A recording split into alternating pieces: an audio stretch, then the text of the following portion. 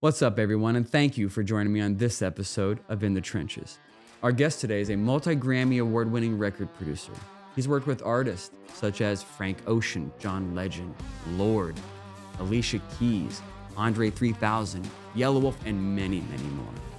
We discuss his process behind music production and his story. But I remind y'all, please, if y'all are digging the content, like, share, and subscribe. So let's jump right now into it with Malay.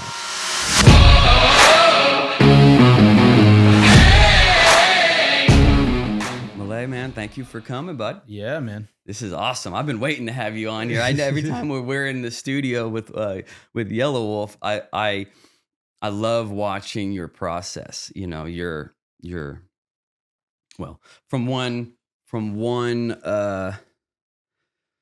I don't know how you would say craftsman to the other. I love noticing how your craft as a music producer is so similar to mine as a filmmaker, as a director. Right. And I've been able to draw those parallels whenever we're in the studio, or whenever I'm in the studio when you and Yelawolf are working. Yeah. And so I was really stoked to have you on here to kind of like, I don't know, hear your process, but also just to talk shop, really. Yeah. That's what because when we are talking off cameras and lights, we're really diving in, you know. It's really cool. Yeah. No, appreciate having me on.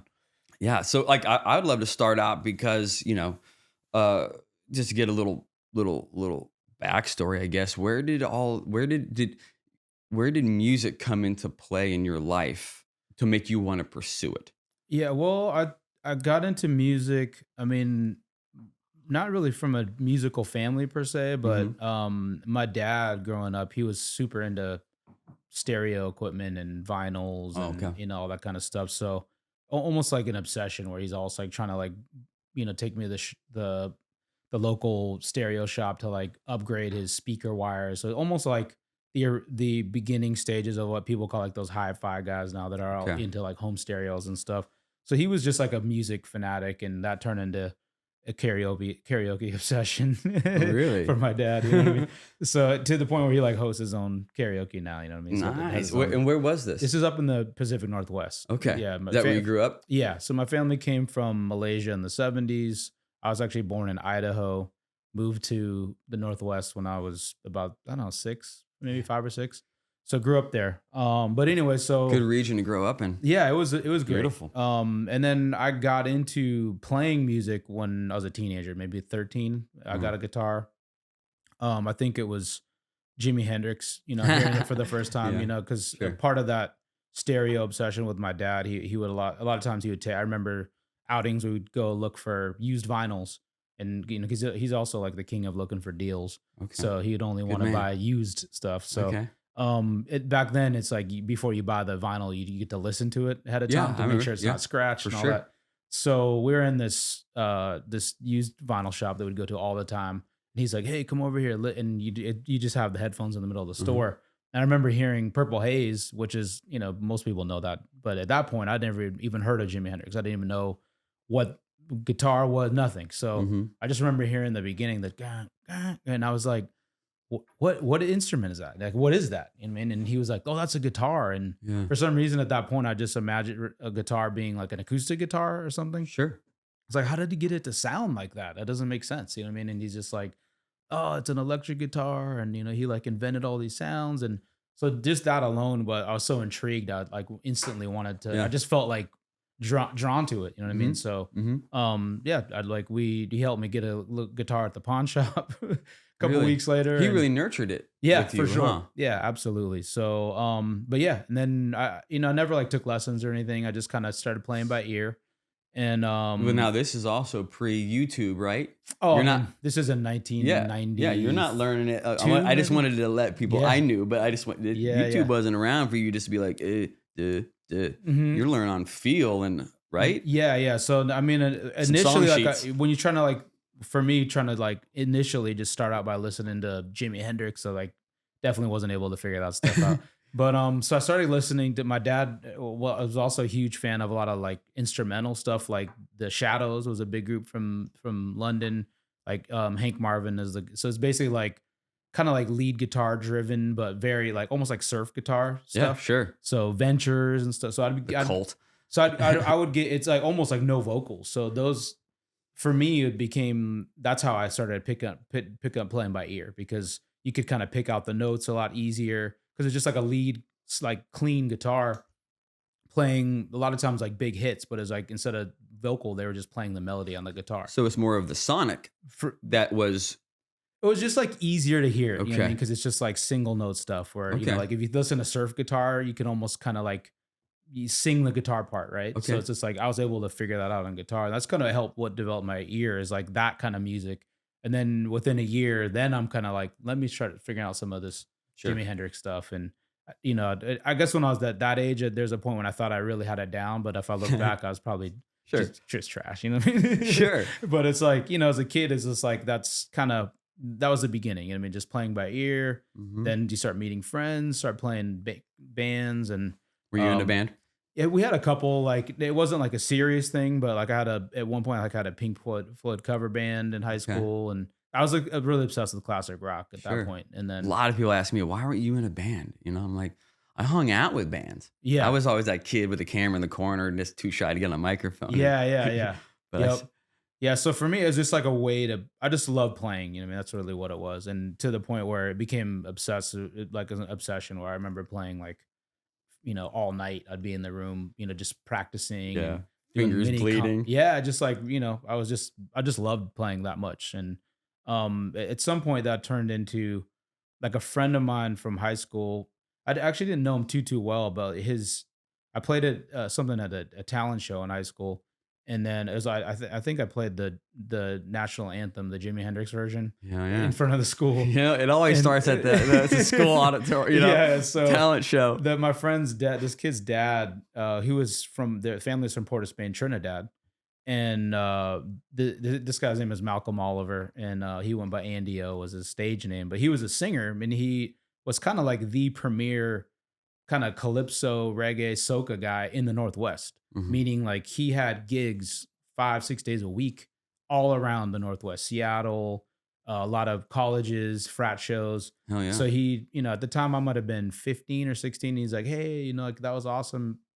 I have a band, and if you ever want to come sit in, I'll bring you down, because like all the guys live in Seattle. But see, at that time I lived in Bellingham, which is about an hour and a half north. It's a little town. Okay.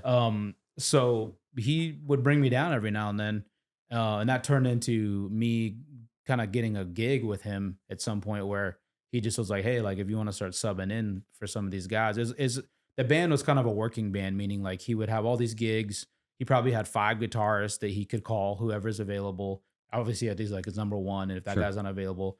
So I think I fell in at like the number 5, like the Okay. one- 5 on the roster. You know, because these are like, you know, these are great. Most of them Sure. are really great musicians, but it's actually a good paying gig. So Yeah. at the time I was like, every time you get like $100-$150, and as a kid, I mean, I was like, what? You're gonna pay me to play? Yeah. So Now, is this in Seattle?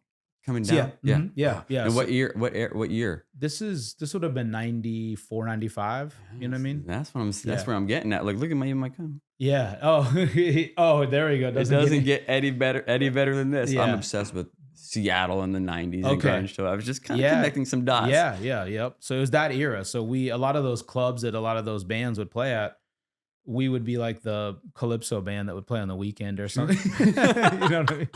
So it was great. You know what I mean? Like to me, that's kind of my introduction to actual, you know, playing with real musicians, and like, oh, this is like you can make money doing this, and Yeah. that's kind of was the very beginning.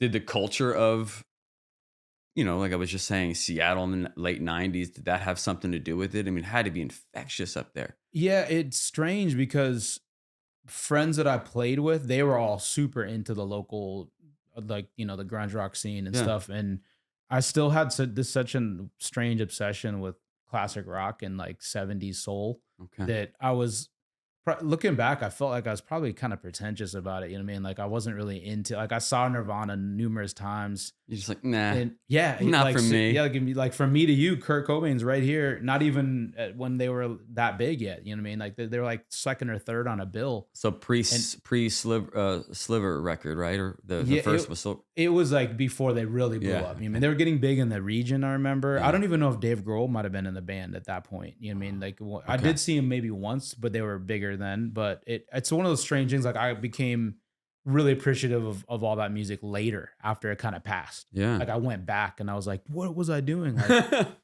you know what I mean? It's just like, because I was, I just wasn't really hip to what was, at that point, I wasn't really writing music at that point. You know what I mean? I was just more like learning, covering stuff and playing in the soca band. It wasn't necessarily like my passion, but I did become passionate about like learning that style of music and getting much better. I remember like the first couple of times I sat in with the band, it's like these guys probably in their 40s at the time. And the one guitar player, he's from Ghana, Africa. He's insane, like playing like high life style, and he can play soca, everything. And after the first time, like I didn't know I never really played for real with a band. So like, I think it was like a frat party at maybe University of Washington. Okay. And so a couple times they like point to me like, go ahead, and like I just start ripping solos and whatever. Like, what key is this? And after the show, the guy's like, man, you're really like a horrible musician, And I was like, what? I was like, what do you mean? And he's like, in my mind, I thought I tore it up, and he's just like, man, you have no feel, no rhythm. Like, are you even listening to the band? And he was doing it to help me. You know what I mean? Sure. And I'll never forget that night, because I was like, I don't even understand what you mean. You know what I mean? He's like, you have no pocket. It's like, pocket? What are you talking about? And then he said, let me show you something. And wow, he what just a moment. Yeah. And so he just like picks up his guitar and he starts playing kind of like the reggae chunks.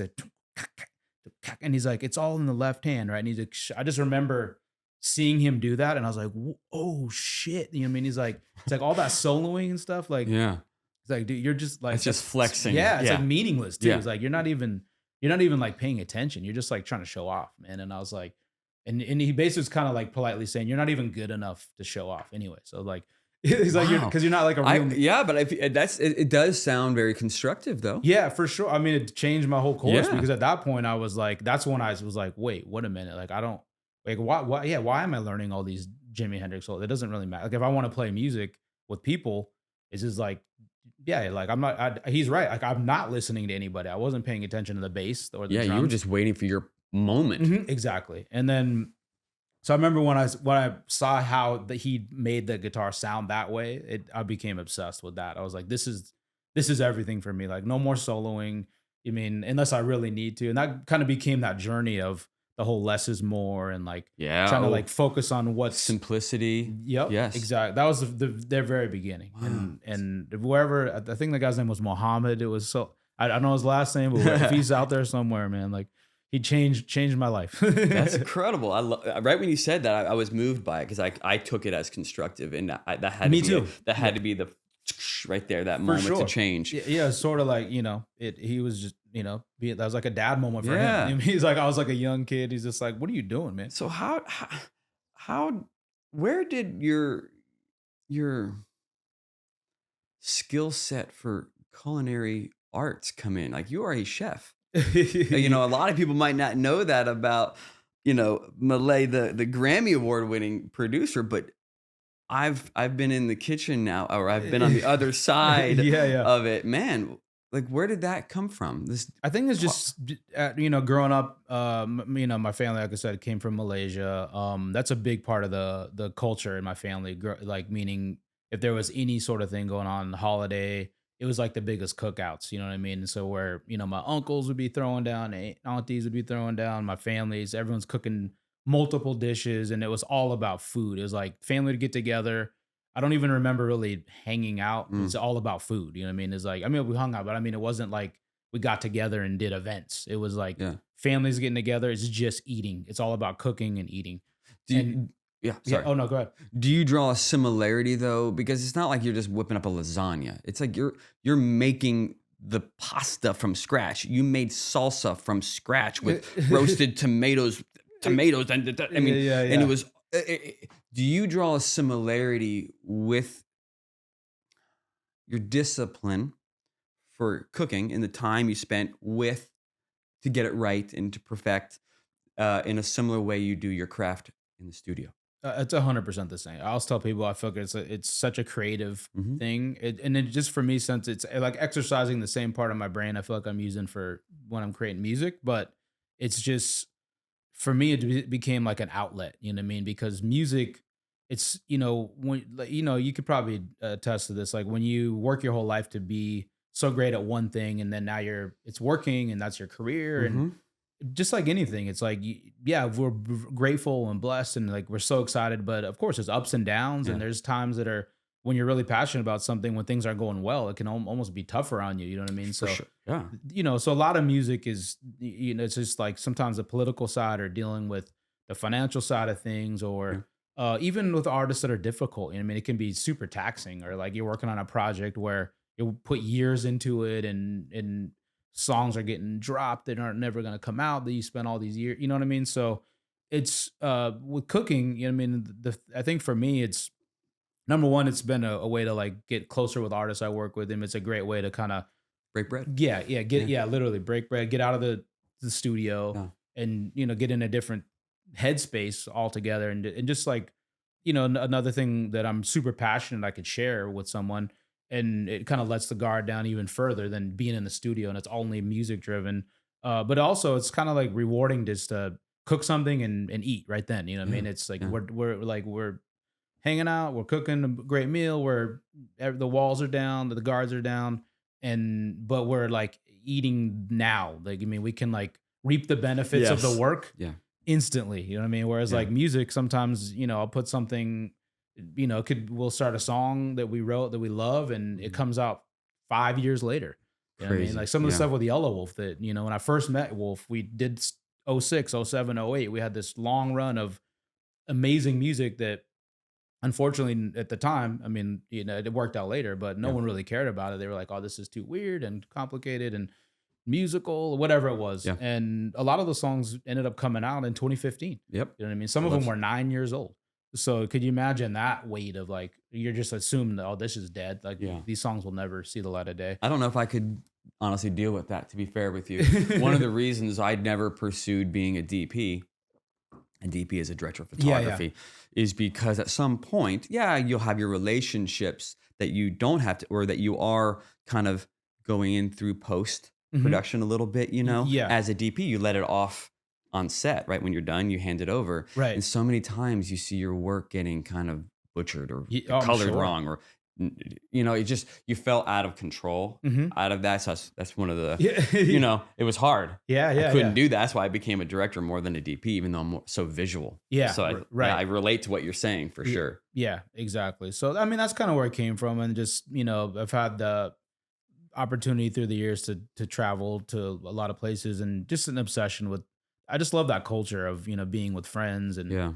and our family, and appreciating food, sharing food, and Yeah. me and my wife Iris. I mean, we had like she's obsessed with. We're both Virgos, so yeah, she's here hanging out. So, but Be we're careful what you say. but I mean, it just became something that we share as a couple as Yeah. well. Like we love hosting. Oh yeah. and, Yeah. So I don't know, it just became kind of part of what both of us do. She works in Sure. music as well. Mhm. And it just was like a way for us to kind of share, a bigger part of ourselves Yeah. than because the studio is great, but it is still pretty guarded. I mean, like people Absolutely. meeting new artists. A lot of times they don't know what to expect from me. Or it vice takes a while versa. to let your guard down. You expedite that probably more naturally with just cooking. For sure. Yeah, just kind of it just makes it a lot more relaxed. You know what I mean? Like might have done a few sessions, and then I was like, hey, let's do some dinner. And they're like, oh, where are we gonna go? I'm like, oh, I'll cook. And they're like, what? And then Yeah. At 9:30 start, like, Yeah, you leave the yeah. house and then you got to go get the food at the farmer's market, wherever, the health Yeah, store. I yeah, mean, yeah, it was amazing from top to bottom. So let's hear the transition from playing to then being in the producer seat. Where did that transition happen? Well, when back to that reggae group I was playing in, there was a drummer who would play. He was kind of the number one call, and his name was Greg. I think Greg Fields. Maybe this is a long time ago, but Sure. he would be kind of tell me like, hey man, like I got this studio at my house if you ever want to check it out. And so the first time I ever even got introduced to like home recording and like producing was Mm-hmm. from this guy Greg. And he he lived in Seattle. I think it was in West Seattle. So I would go over there, like sometimes there'd be a gig and I'd come down early to go to his house, and like he'd be playing me music he's working on. And that was kind of my first introduction, like, oh wow, you can actually record at your house. If he had like I can't remember exactly, it's some like tape setups, and so it was like, you know what I mean? Okay, Yeah. okay. So, so shortly after, like I get my first 4-track, like a cassette tape 4-track. And then that was the beginning of me like, oh man, I kind of want to experiment with like Mm, writing parts. I didn't even think of it as writing, but just like okay, recording stuff. okay. And that was the beginning of that. And And how old are you at this point? that's probably still teen, Okay, 16, 17. You okay. know what I mean? Yeah. And that was the beginning of that journey. And I think the time when it got like moving into producing and Yeah. making tracks at that point. I'm out of high school. I'm probably, 18, 19, 20. In that era is when at the time being a producer, at least up there, was the people I was meeting, a lot of them were rappers. Mm, They yeah. needed beats or Okay, tracks, you know what I okay. mean? And so that was like, oh, like if like what, like, can you make in my head, I'm thinking just like the background music or whatever, but that was Okay, really beat making, right? okay.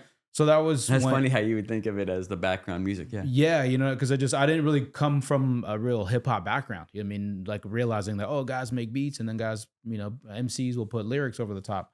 In that time, I met this guy named Jake One, who is still a friend. Okay. He's a hip hop producer out of Seattle, and a friend introduced me to him because he had just did a deal or something with G Unit, and this is when G Unit. This is a few years later, Okay. so I'm in my early 20s at that point. But he uh he was at the point where, locally he was kind of like the hometown hero because he had like 2 songs with 50 Cent, and this is when Okay. 50 Cent was like. Okay. Yeah. Yeah. And Up in the club. yeah, yeah. I mean, he wasn't doing really the more singles, but Jake is like a genius of like true hip hop, like sampling on the Okay. ASR 10. He's like seriously one of the best ever to do and like he kind of owns that style. Some people Okay. call it like a boom bap style or whatever, but he's like early Dre style. I mean, just like sampling, flipping samples, putting like the hardest drums ever. You know what I mean? And Yeah. he's the king of that. He still is, and he's incredible. But short of the long is when I met him, he was looking for musicians to replay samples for him. Meaning that, and I was all new to this too. So he was getting cuts by G Unit meaning they were like rapping over his beats, and they're like, we can't clear the samples because they're of the copyright or Oh. whatever. Okay. So he was my first work in that world was me hearing what he was doing and like recreating it, on like bass, guitar, Sure. and by that point I'd become a little more proficient on playing multiple instruments, and just because I'd been doing a lot of home recording and that kind of stuff, or Sure. working with local friends and that kind of thing. So that was my first kind of go at it. Like we had a song that ended up being on I think the 50 Cent movie soundtrack, and that was kind of my Oh, first. Get Rich or Die Trying? Yeah. And Yeah. so that was like my first credit Wow. of like, That's cool. playing additional keyboard or like, cause I Yeah. replayed a sample for one of Jake's beats. And at that point then he's like, this is cool. Like, if you're down, like we could keep going. Like I have so much work coming in. And that turned into me like just creating original beds of music that he Mm. would kind of sample Okay. my music. Cause he was like, if you can make it sound like this, I told you I like had a 70s obsession with soul and all Sure. the classic rock. So that was kind of my bed of like my comfort zone anyhow. So I just start writing things that sounded like a Marvin Gaye song or felt like a Okay. Al Green or something, Sure. and just feed him all this music. And he would start sampling a lot of my music. And that's very common now. Like kids do that all day. They have like programs like Splice where it's like millions of samples that are royalty free. Oh, really? That's how a lot of people Just create now. passing. And Okay. for sure, you know what I mean? So that became a pretty common way to do things, where or kids would make quote unquote sample packs where they would just give them to beat makers. And so then instead of sampling some record that you can't get the clearance from, you can sample, a royalty free pack where Sure. it's all this music and you might have paid, I don't know, $20 for it. Yeah. It's unlimited, right? It's the same thing in photo. We have presets and different packs that you can get that can more or less emulate. Yep, exactly. So it's super evolved, but that was kind of the begin. So that was where it really started, where I'm seeing like, oh wow, like I can like the work that I'm putting in can like be potentially consumed by a lot of folks here. You know what I mean? By doing this, you know what I mean? So Yeah. How did so where did the big break come from when you got with Frank Ocean? How did that, I mean, like it seems like, I'm drawing parallels to my career too. It's mhm, kind of like it, I'm about 19 where we are right now with mhm. thinking about where you are learning and stuff, and I got Bone Thugs and Harmony as my first really big video. It was like 200 grand right out of the gates, maybe more. Yeah, yeah, And you learn real quick yeah, whether you got it or you don't, or you've kind of a little bit of fake it till you make it while you're in it. yeah. But you still got to execute, and you're put on that moment to really shine, that platform to deliver, hmm and I did. What was your how did that Frank Ocean and your Grammy Award winning for Chanel Orange come in?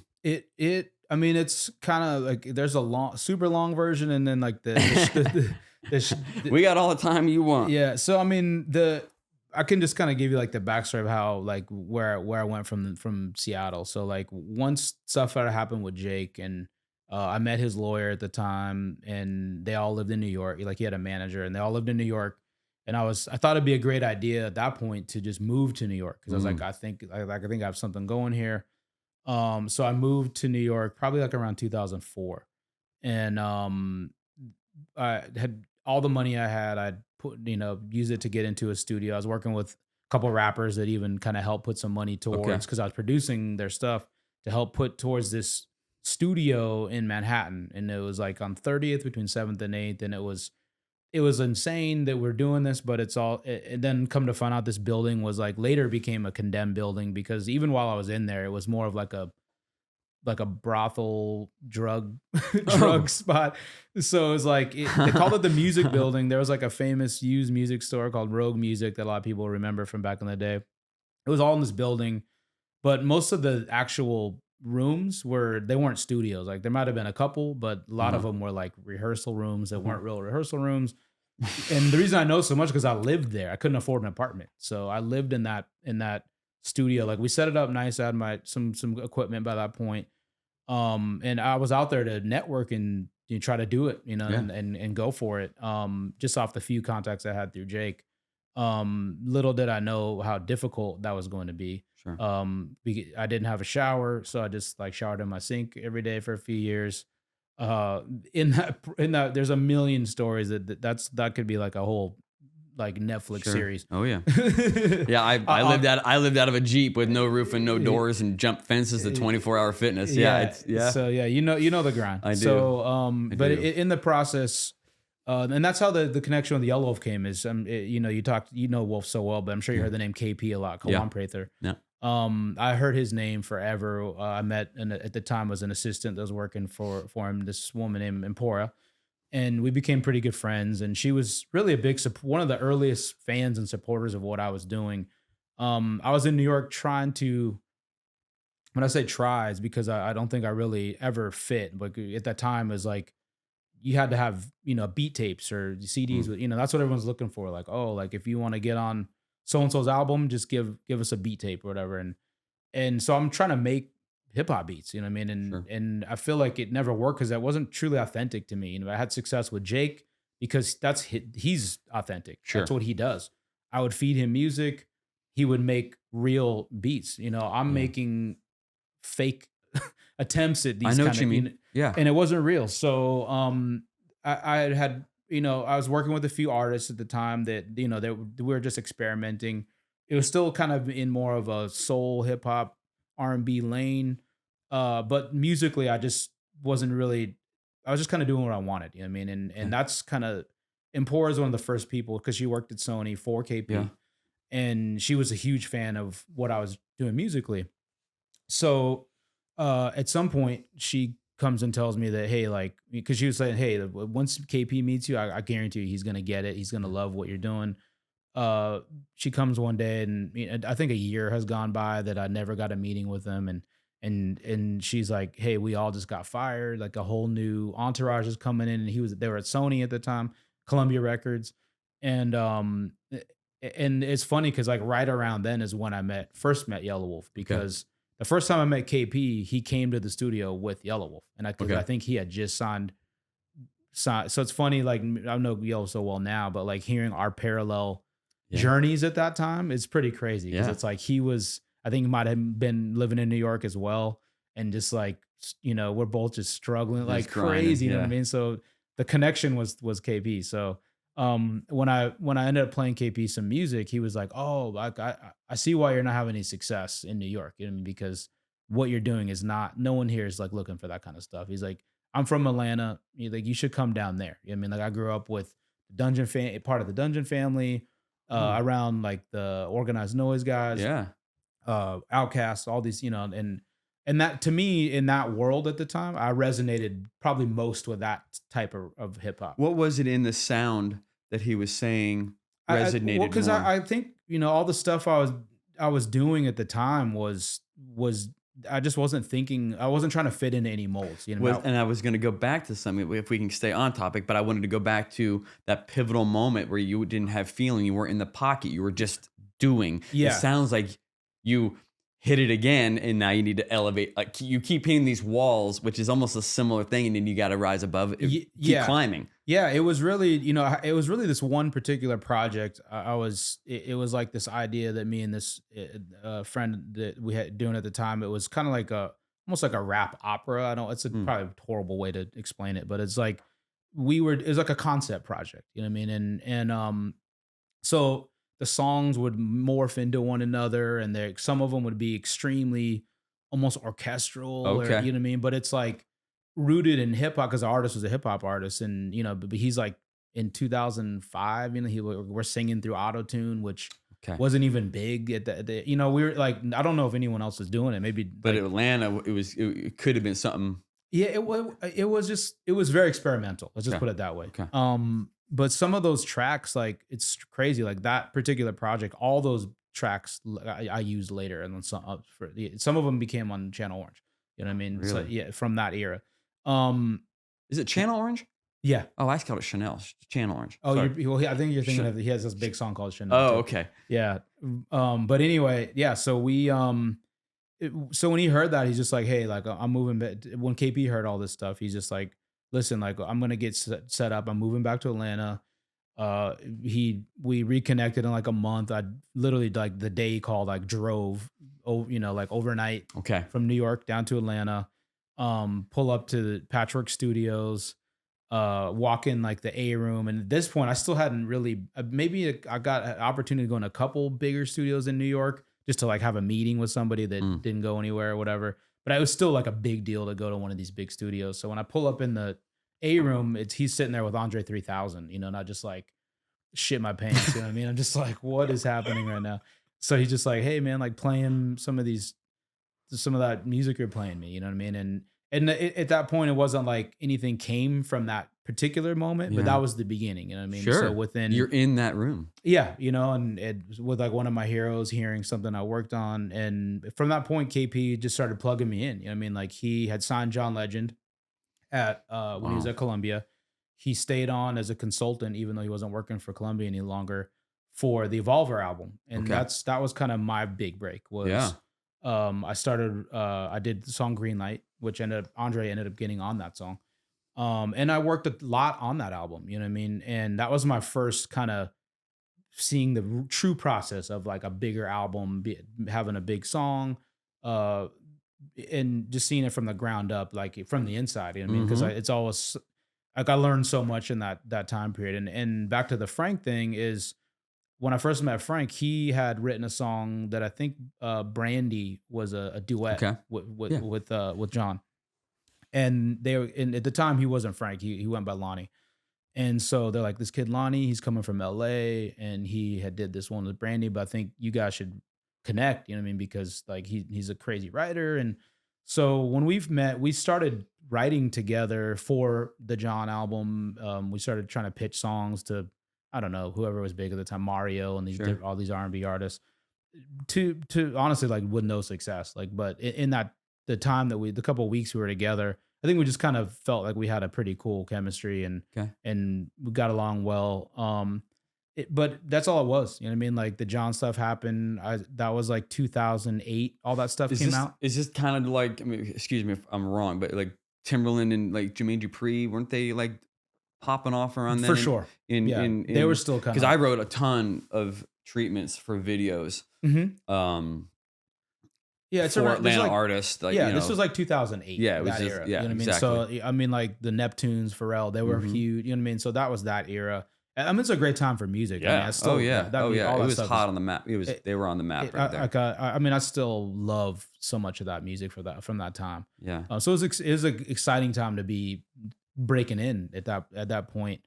And you know, I had a lot of great opportunities while I was in Atlanta because I ended up moving there. So I was there from like 2007 to 2010. Okay. And that was like, you know, the Yelawolf era for me too. And me and him were creating like the arena rap stuff, you know, Yeah. all around, you know, everyone around is pressuring him to be this like very just Southern rapper. You know, that's who you are. You're not this hybrid country and it's no one's going to get it. It's weird. Mhm. And you know the story, and if Yellow fans, he's talked about it so many times, and he's so gracefully like puts me in the mix of like a big Yeah. part of that era for him. It is a big part of my history.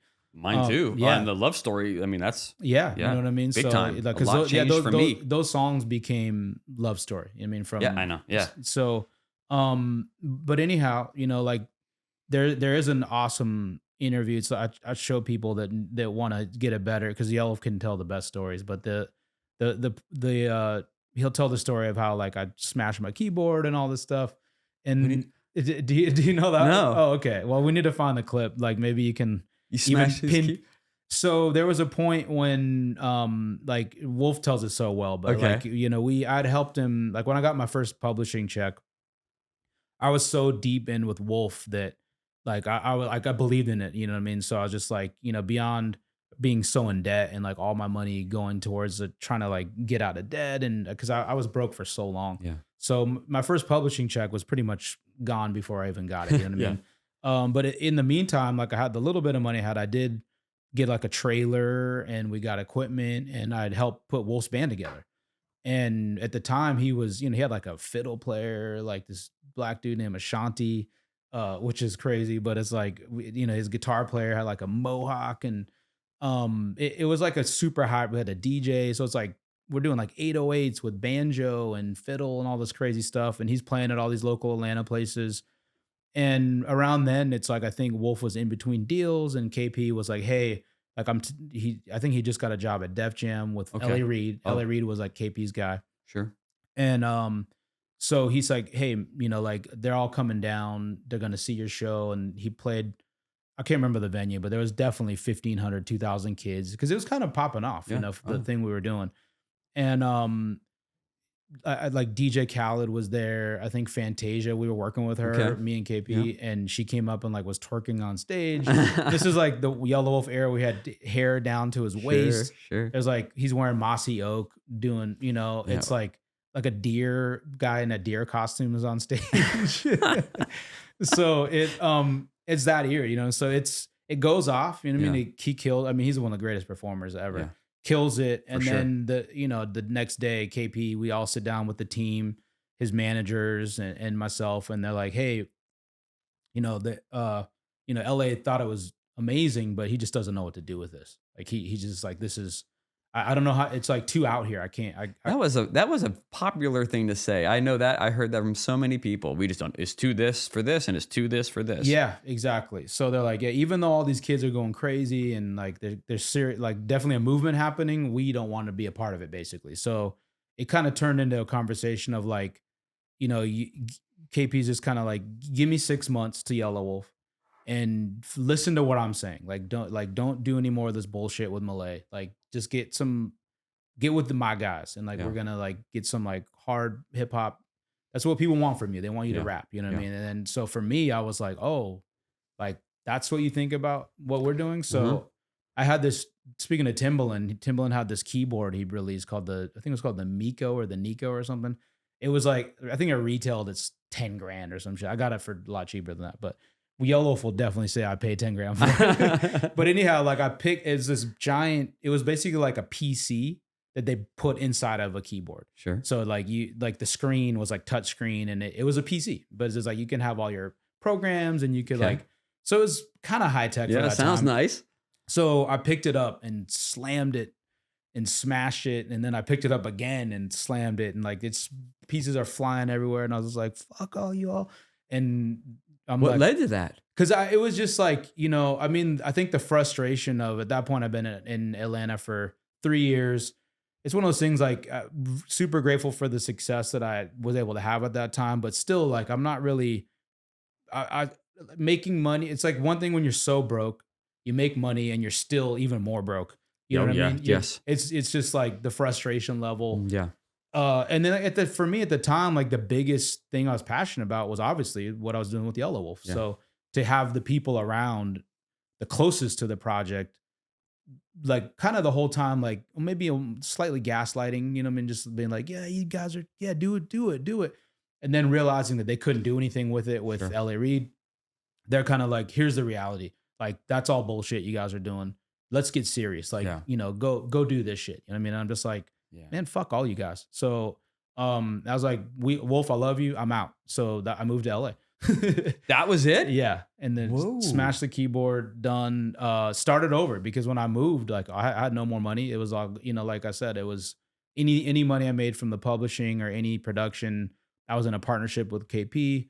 You know, it took a while to kind of like, it got messy for a second, you know what I mean? To kind of like separate from that. And, you know, KP is like, I wouldn't be sitting here in front of you today if it wasn't for him. So it wasn't like it ended on like, you know, where I have horrible bad blood or anything like that. Yeah. So it's definitely not that scenario, but you know, it's just part of a journey and part of how my personal journey went down. I realized like, hey, you know what, for me to kind of be free and do what I want to do, I realized it wasn't really ever about money. I mean, it's just like, I need to be doing something I'm extremely passionate about and creative and feeling like the creativity that I am putting into something that's worth more value to me than money. You know what I mean? And look at you now. You go to LA with maybe you don't, like you said a second ago, maybe you don't have the finances and all that stuff to show for it. Mm-hmm. But think about, I mean, I'm just sitting here listening to this whole story, you know, to leading to that moment. Think about what armor you have, what you have in your arsenal, right? To now start fresh. Yeah, exactly. Yeah, it was you know, you're like a new kid in school. Yeah, seriously. With all of this knowledge, you're going back to school, kind of thing. Yeah, you know, you're an adult going, hey, I'm gonna be 18 again. Yeah, exactly. And you know, shortly after, in the you know, through my connections there, because of my publishing company, you know, because I was still in that publishing deal. This guy Leo Williams, who's I'm still a great friend, and he's an amazing guy. But he had actually signed not just me, but he also signed Lonnie, who became Frank.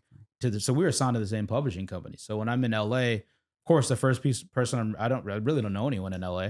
I'm telling Leo, hey, I just moved to LA, and he's like, are you kidding me? He's like, have you talked to Lonnie lately? Ooh. And he's like, you guys got to get back together, man. Like he's on some other shit right now.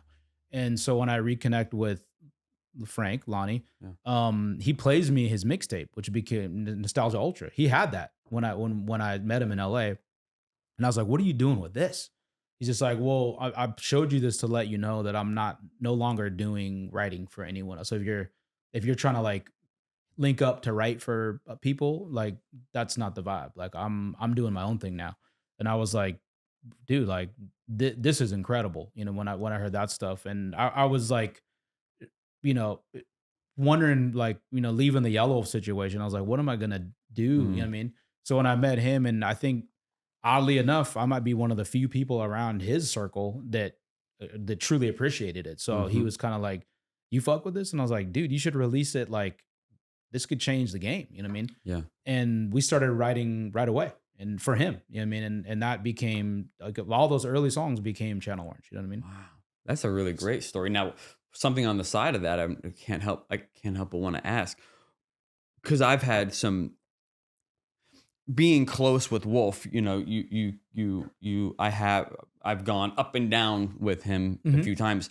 Was that a situation where, you needed some space before you guys got back, together again and start really creating? Yeah, I think 'Cause for us, like we've never been in a bad. It wasn't ever like me going to LA. There wasn't 1% of yeah, me that was really upset at Yelawolf. It was more just the whole situation, sure. and it wasn't just the Yellow situation. I think also I was feeling a little confined overall. You know what Yeah. I mean? It just Yeah. like one of those things. It's like like I said, being super broke, making some money, and I'm like, oh, I'm in the business. I got some success. I got some credits, and I'm still feeling like I'm struggling. And I'm like, man, like I don't. If I'm gonna struggle financially, still, like I don't.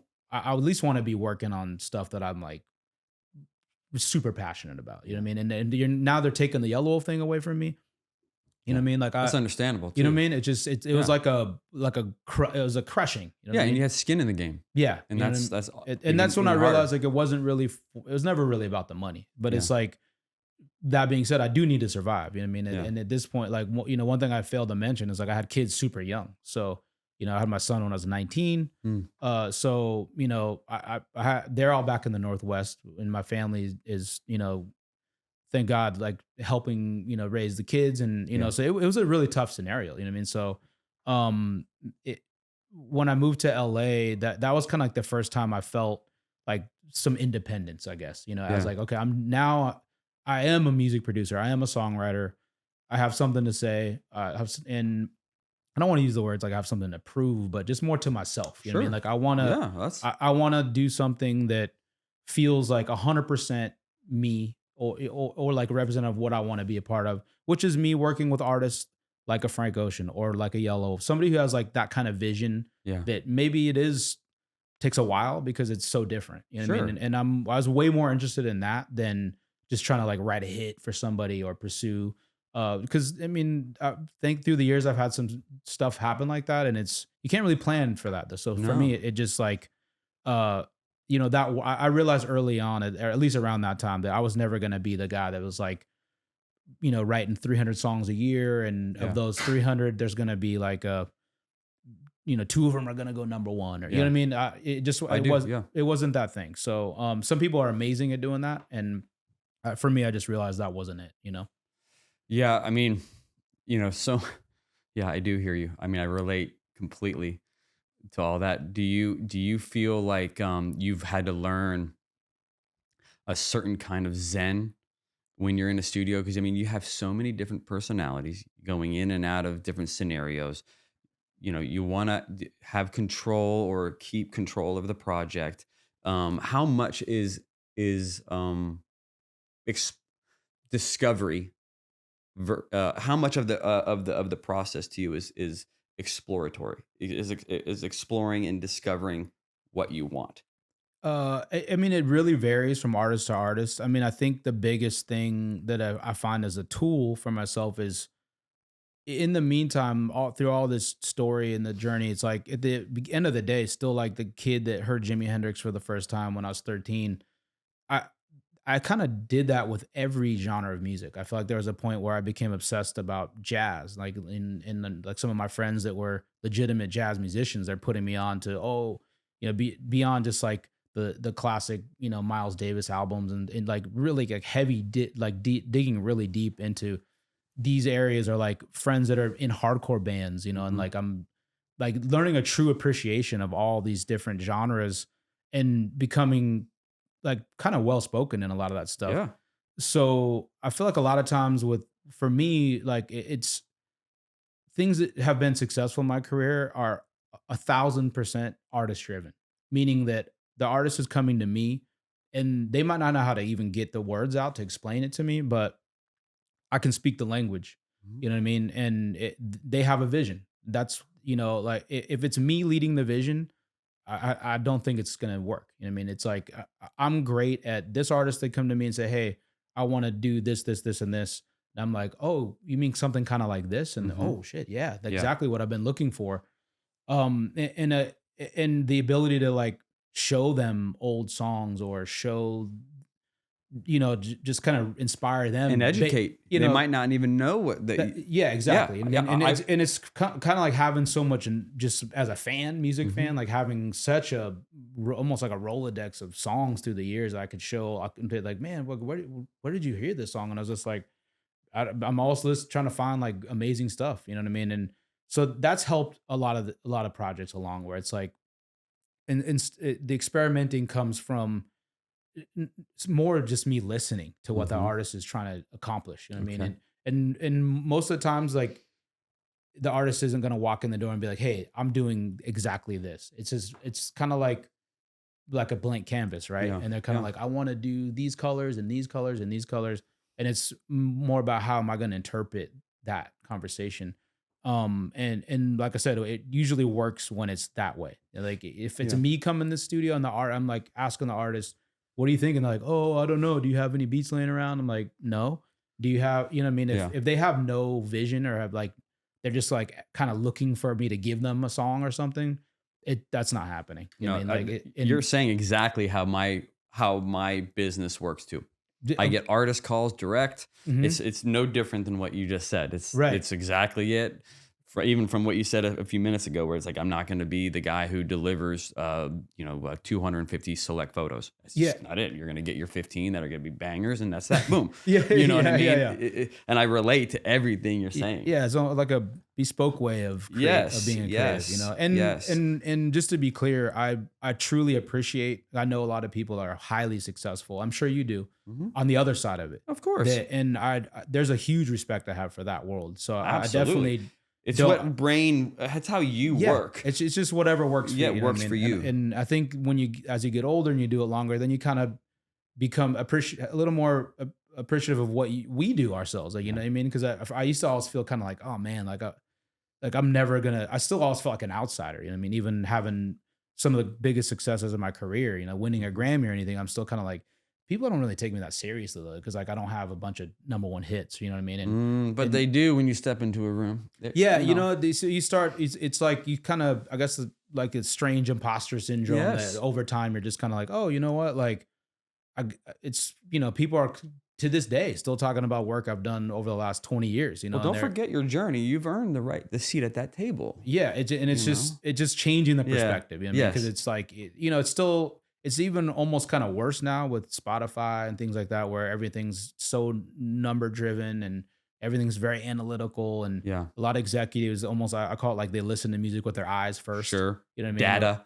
Yeah, it's like Spotify kind of, I don't want to like start getting on like a hate train of technology, but it is kind of strange to have all those numbers in front of everybody's eyes, because I feel bad for artists. I mean, because you could release music and you literally dictate your success by the numbers on the screen.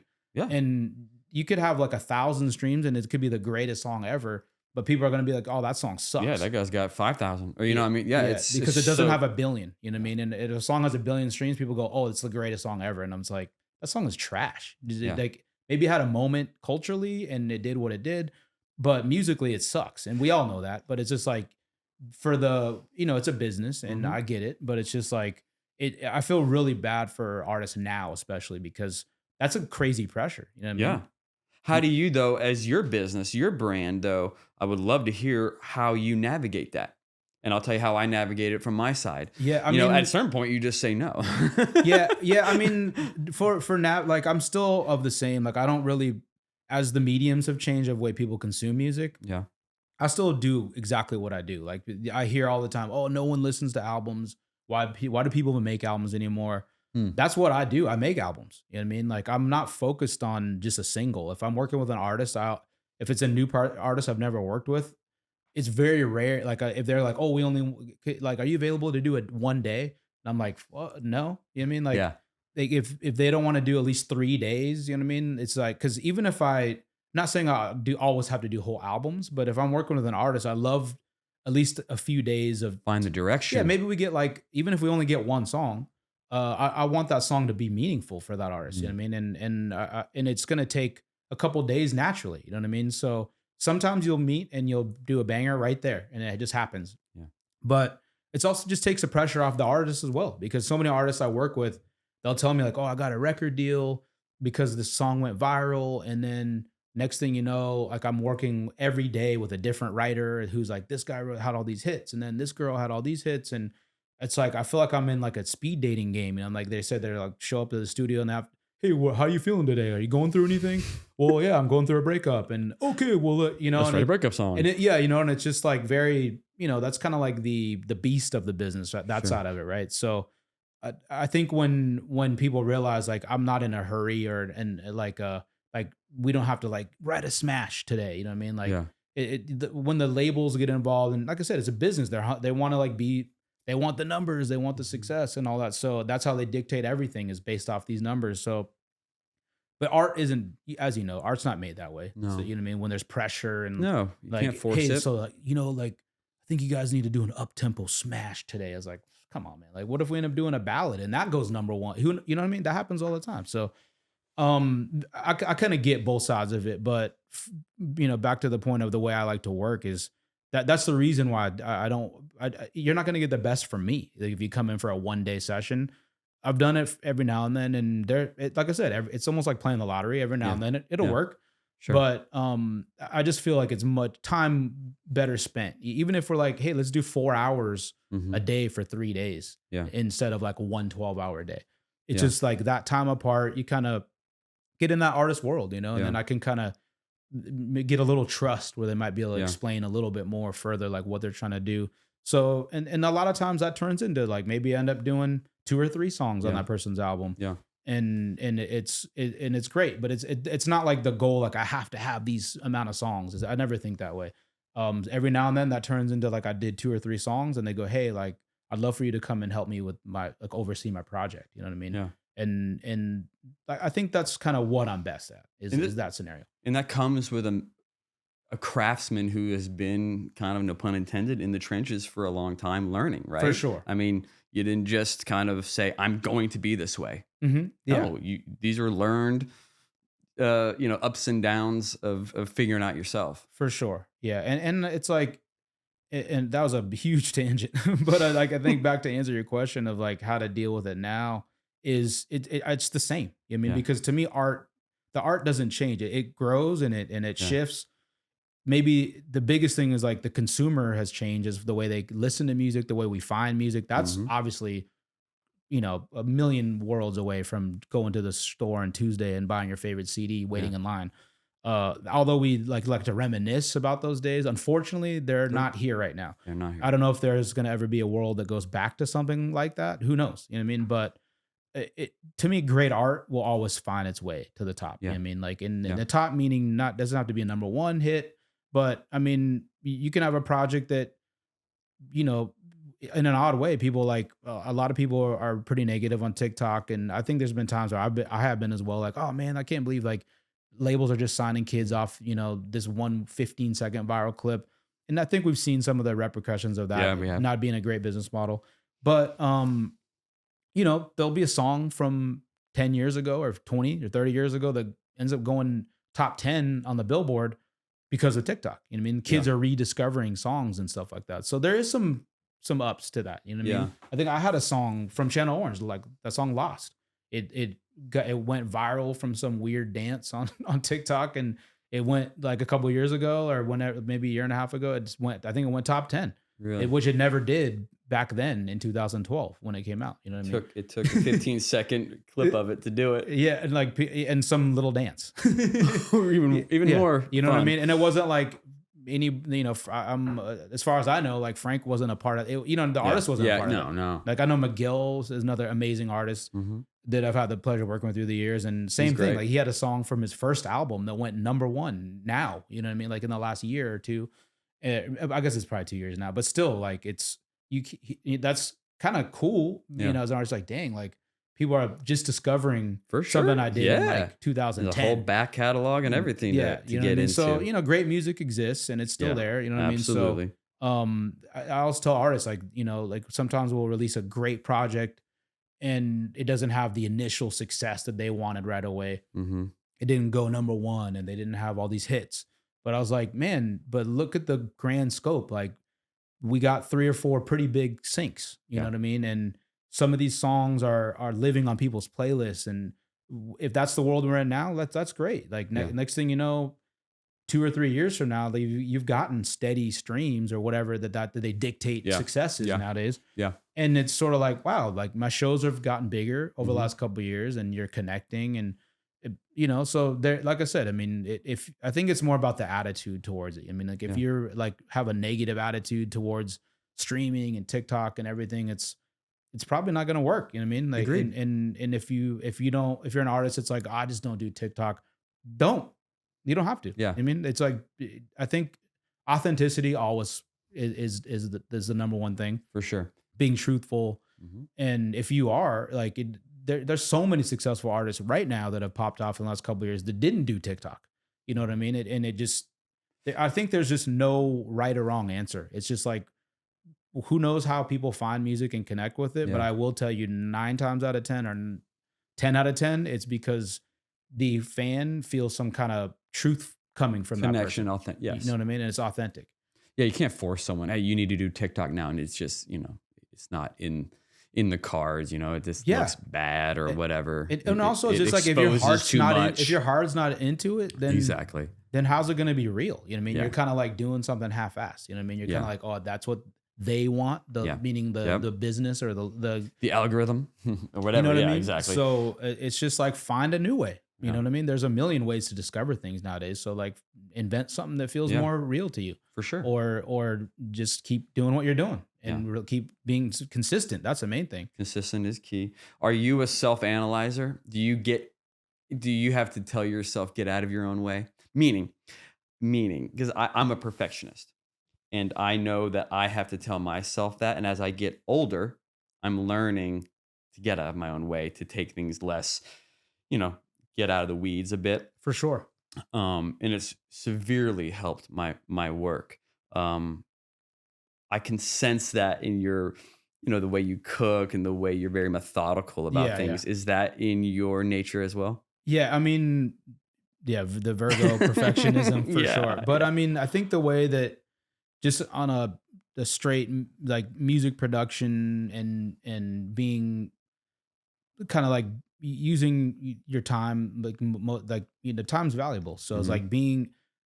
I mean, I'm trying to find the easiest way to say it. I think the time through doing so much work through the years, like realizing how much time was, I don't want to say wasted because it's all learning, but I'd be working on one thing for 3 months straight, and you're so deep into it that by the time you come out, like everyone hates the music, including yourself.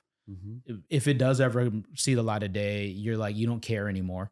So I started realizing that it just like anything in life, if you're just immersed in one thing for so long, like you become kind of blind to everything around you. You overly obsessed, you know what I mean? You're like hearing things that no one else would hear. You're hearing shit that's probably not even real. Like you're making stuff up in your head because you're just so over analyzing everything. Yeah. So I kind of have this, it's not a real rule, but I try to like, before we started the podcast, I kind of said that I try to not do things more than a week with any particular artist.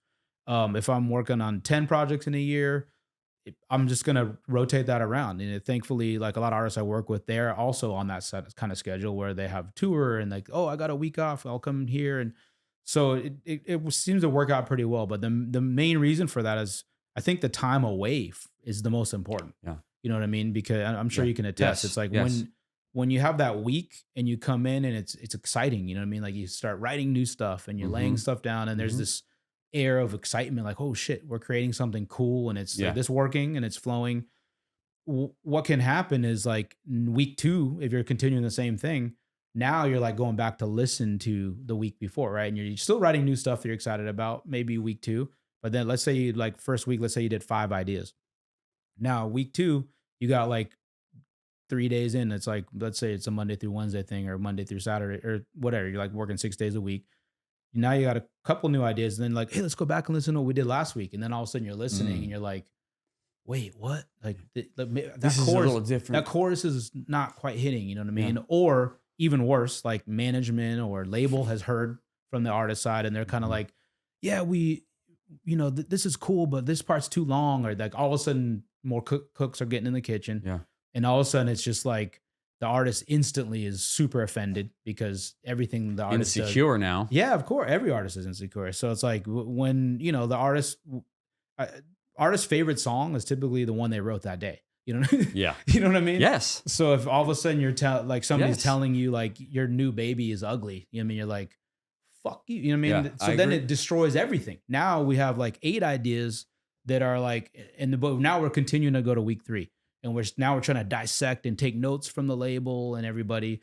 And now everyone's pissed off, you know what I mean? And then I'm mad too because like I'm like getting burnt out. We're doing long days trying to fix shit and make shit. You know what I mean? It's just Yes, like I do. so you do 5 days, you got 5 great ideas and you walk away. So now like think about that. Like those 5 days things that we were excited about, we're Mhm. still excited about. Yeah. The label can say shit or whatever, but we're not going to be in the studio to correct anything. So why get notes? I mean, like I'll tell the artist, hey, like if you don't want to play for anybody, I'm not going to play for anyone.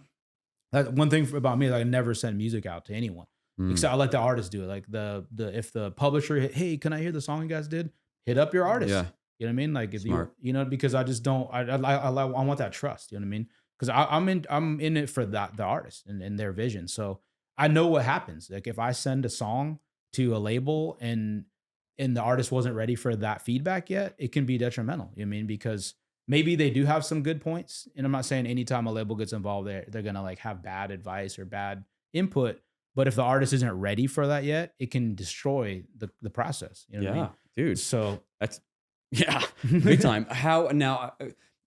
I can imagine. I've seen it. Like we're talking. How when you go into a project, do you have a concept, a tone, meaning? Because how often and how do you navigate coming into a project with a vision, possibly a tonal vision, yeah. sonic vision, and just because of the spontaneity and being in the studio, it starts to turn and go down some other way. Yeah.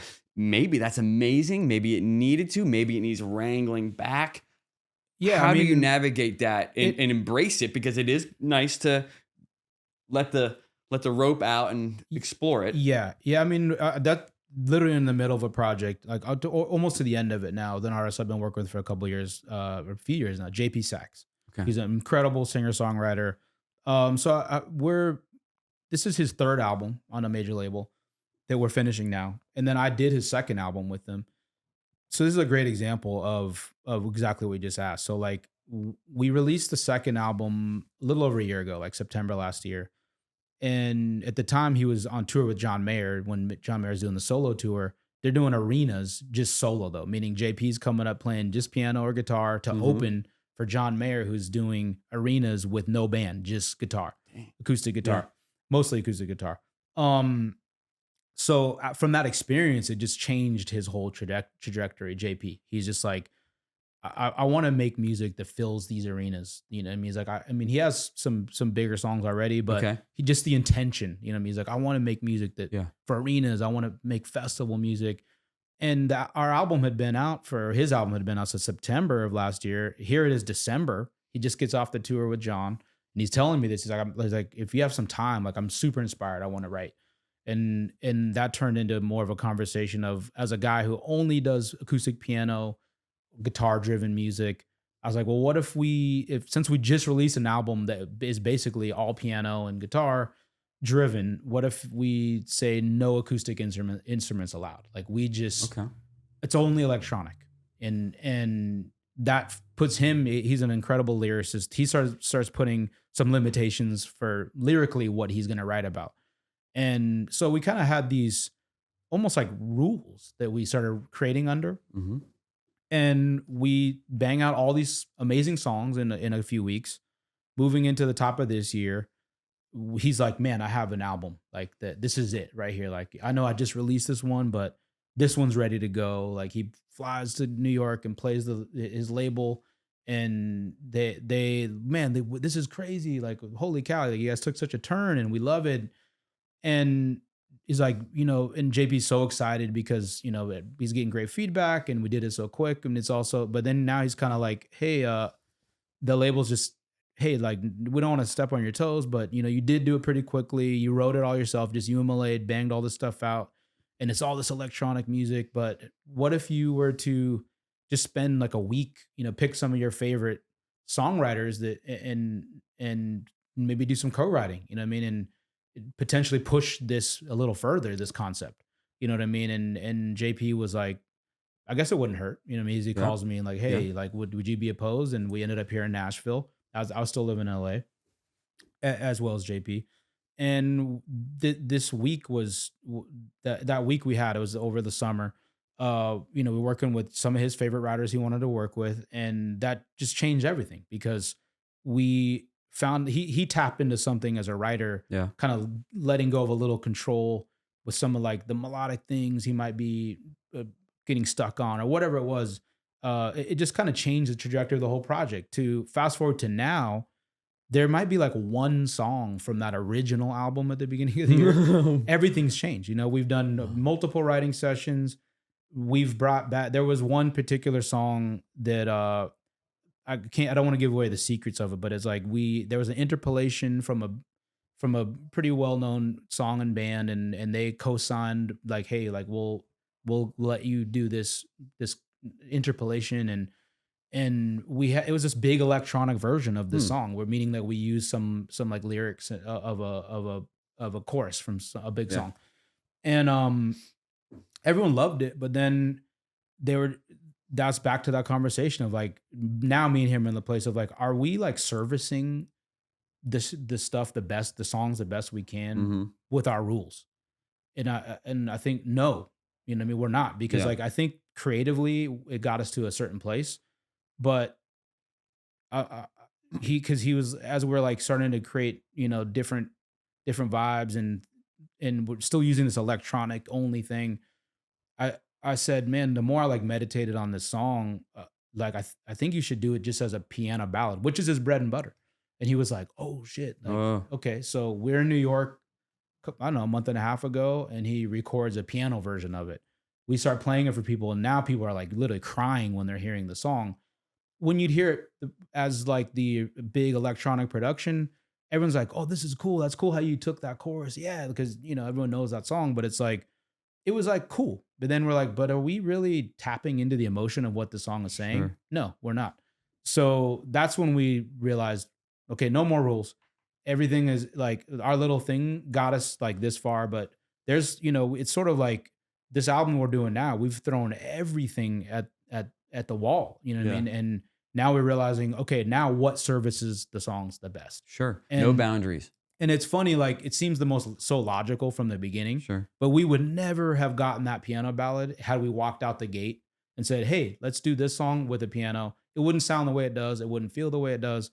We had to have that journey of making this gigantic, huge production, and we've changed the key 100 times, everything, even tempos, to get to this piano ballad. But it's perfect now because it came from elements we used of the electronic that we recreated on piano. You know what I mean? Not to get too nerdy with it. Yeah, but it's I love the nerd. Kind of like that's what happened. Yeah. And I truly will 1000% tell you, if we did not have the journey that way of making that version first, which is, if one of these days I'll play them both for you in the studio and you're going to be like, what the fuck, dude? Like, how did it go from here to here?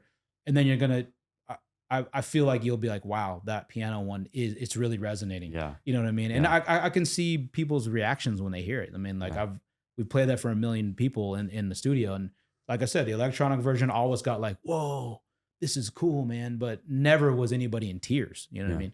And I've seen that people literally crying now. When do you know as a producer when enough is enough?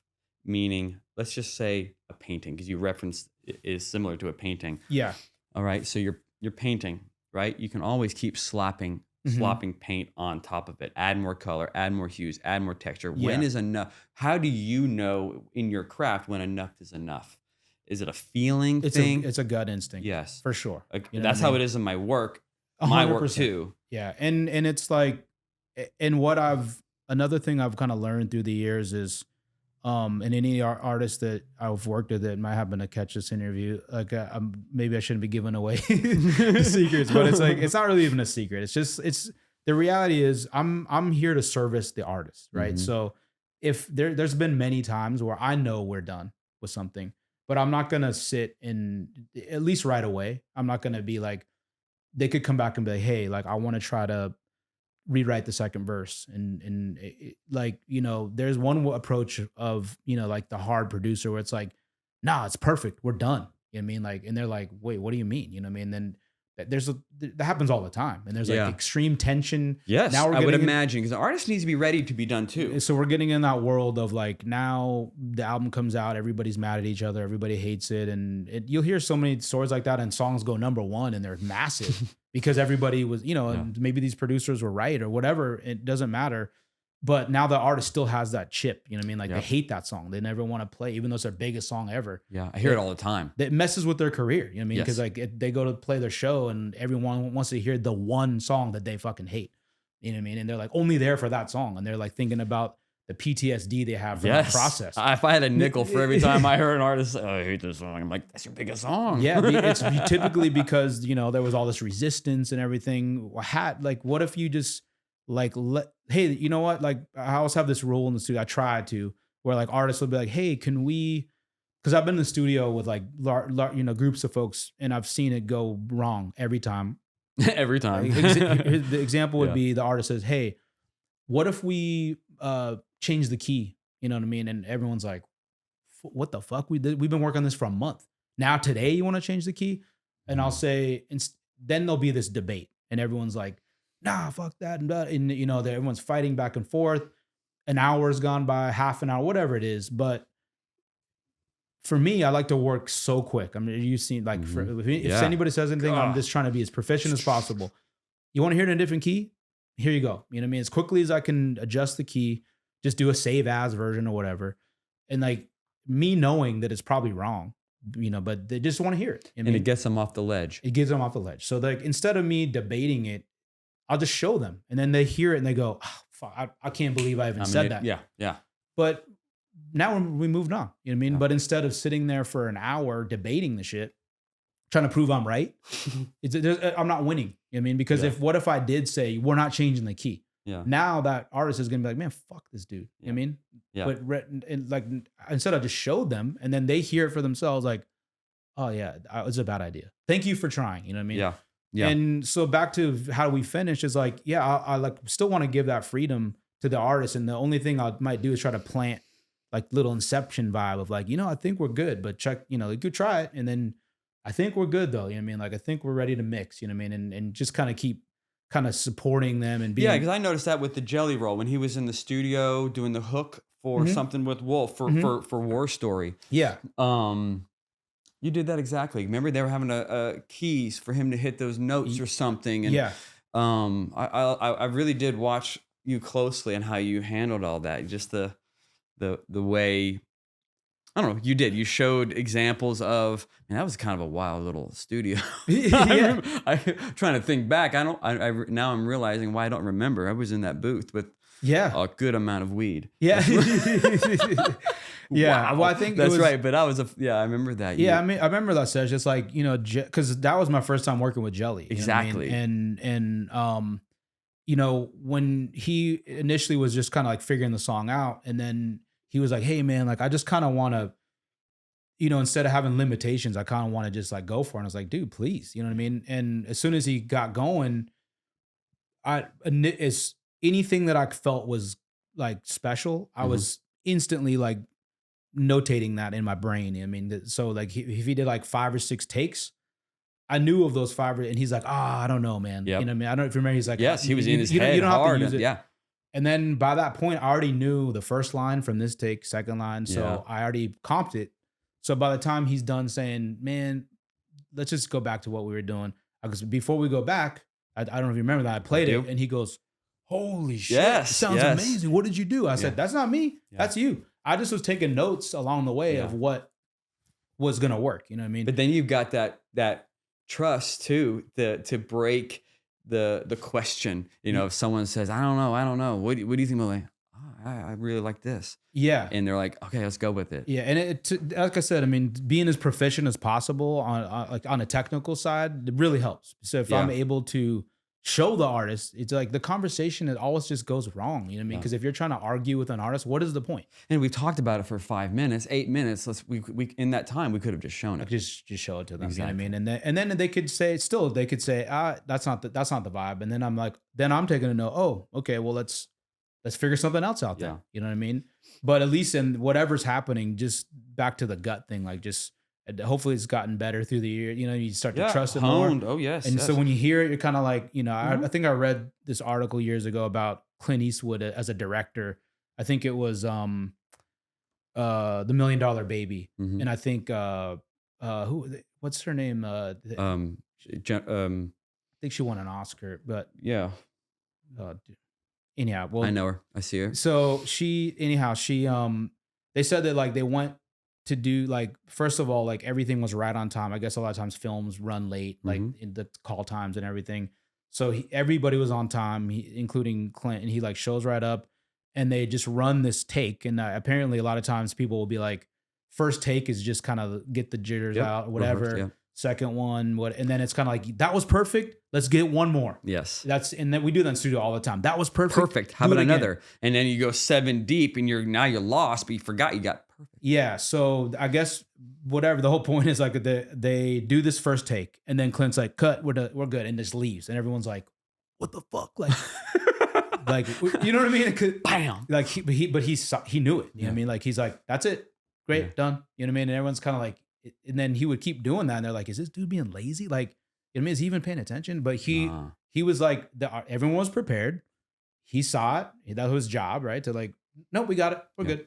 And then just leave. You know what I mean? You're like, oh shit. You know what I mean? Then all of a sudden that inspired everybody to like go even harder. You know what I mean? Yeah. You got a, you know, very talented G over there who's getting to one shot. Everybody better know their role in the whole. I'm assuming he did do overs when he needed to, or retakes or whatever. But same thing in the studio. And I mean, it's like, if I've done that a million times, where it's like, oh, this is great, but let's just keep it going for another 2 hours until we hate the shit. You know what I mean? Yeah. It's like, what are we doing right now? Yeah. You know what I mean? It's just like, it's almost like indulgent shit or something, where it's like, you kind of got. I think that it. I mean, and you're just, for me on set, I'll do that. I'll say, hey, that was perfect. Let's keep going. A couple things. It is trying to just get your own wheels turning. Yeah.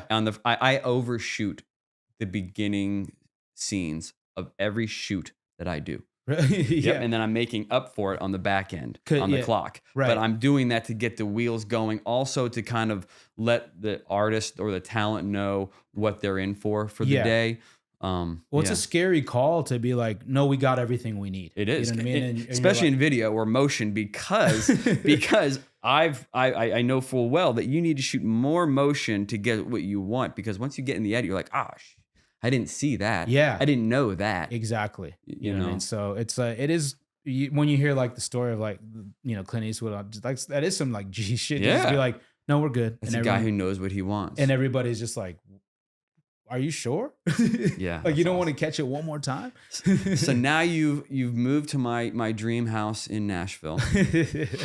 Man, and it's great. That's what a small world. That's really, I drive by this, for people listening. I drive by his house. I used to drive by it all the time when I lived in the city, and you bought the house that I drove by wishing I owned all the time. Beautiful little spot. So how are you liking Nashville? Are you trying? Was it a business move to get into a different, a different market, or just change of pace, like you've been in your journey? Yeah, I mean, because you came originally from LA. Yes. So I mean, my wife Iris and I, like, we together have been in LA since 2010.